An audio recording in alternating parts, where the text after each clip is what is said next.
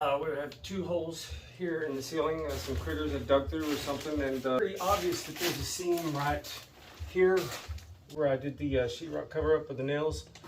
I'm gonna say it's about right here. I'm just gonna stick my tape measure up in there and see how far it is. Right there, pretty close. Let's say it's right there. So now I'm going to take a square, just because my sheetrock has good square ends, so I'm just going to make the square cuts instead of just ripping it out. I'm going to take all this out to about right here and over through past this hole to where the sheetrock is right here. I see a nail right there. So bring that out a little bit farther. Okay. That's gonna be my cut, and now I need a straight line going all the way across. But because my sheetrock is square, I'm going to my distance from the wall needs to be 9 inches. 9 inches. Right there. Alright, and then do the same over here.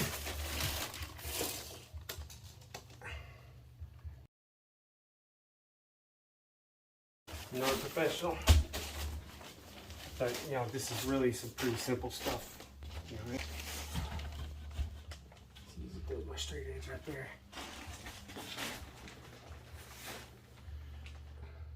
I'm not going to use a pin. I'm not going to mark on that. So let's take my 6-inch knife and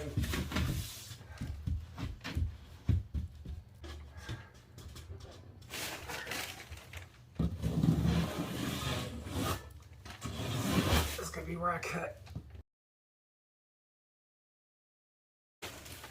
Okay. Here we go. So what I just did, I thought it was going to be smart. It was a really bad idea. Is I flipped it around thinking maybe the straight edge, the edge I didn't have to shave off, would fit better. I was wrong. I thought I was wrong once, but I was wrong.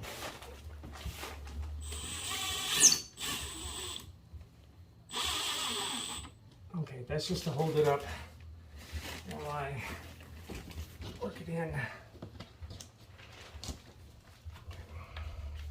One over here.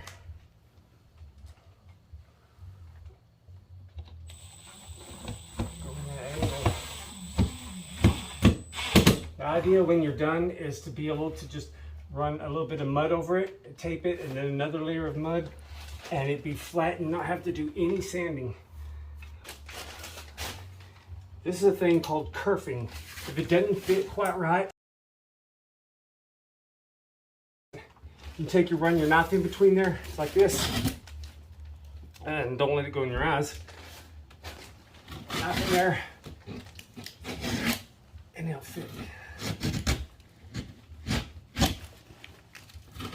I get it slip in there a little easier. Just tack it up.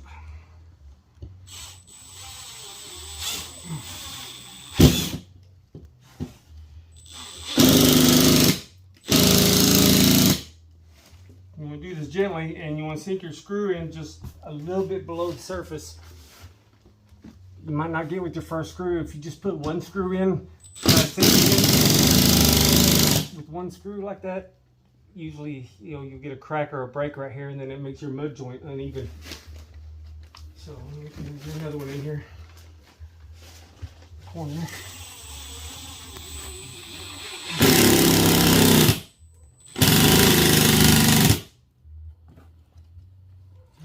Not. See, I was trying to make that mistake. I was getting in a hurry. I was trying to make that mistake of just running that one screw in before I put another one in. And what it'll do is it'll warp and twist the sheetrock and cause it to crack. So I get in a hurry sometimes. Well, not sometimes. All the time. pretty even there. This is from when I got in a hurry earlier. Broke that little corner off right there. And then you put another screw in right here.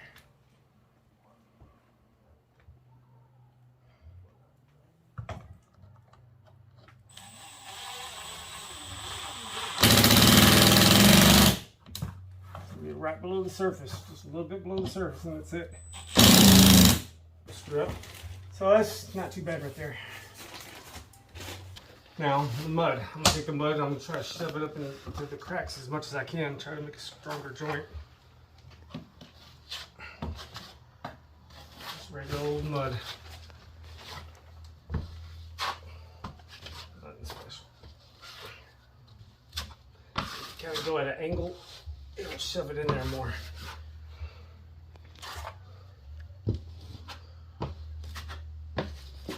The screw holes. First. Really work it up in there.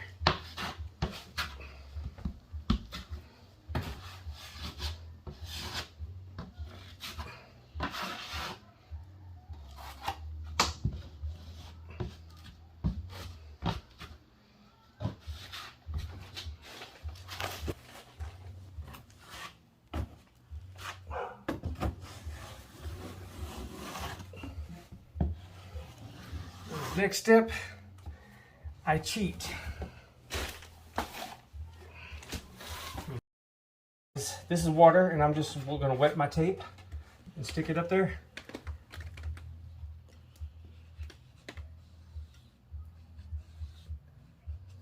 Just wetting it down with water.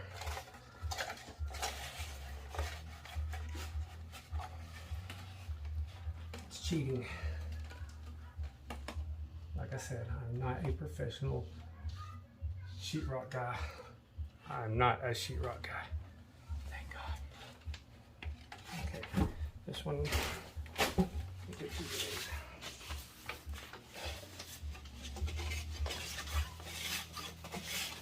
It's something wet.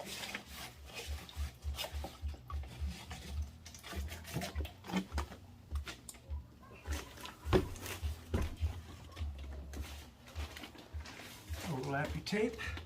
Try to get directly in the middle of the seam.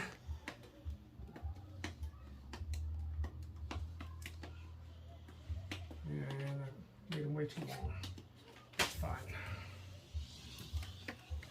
Okay. Now, another layer of mud. Put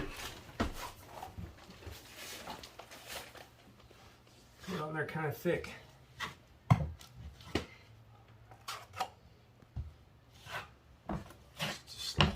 Quick as you can. And you work the mud on the bottom, on the top of the tape. You're going to work that out like this. And then press your knife flat. See where all that mud is right there? That's the part you want to go flat. Push up real hard. And you'll have hopefully we won't have to sand the joint. So, see what I just did with that one? I just slop a bunch of mud on it, real thick. And then I work it out, smooth it out. Takes a little bit of practice. Anybody can do this though.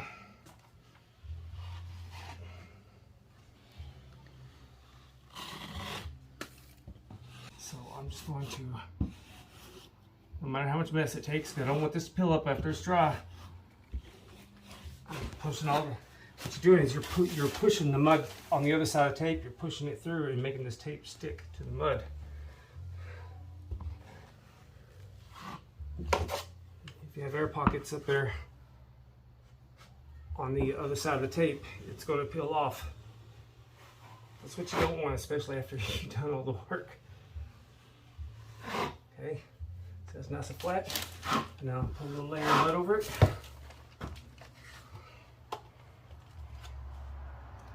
Put some mud here too. I'm trying to make the surface even with the rest of it.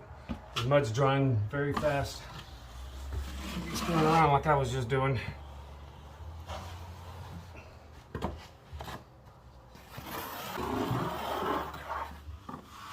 I'm gonna end up doing a little bit of sanding here.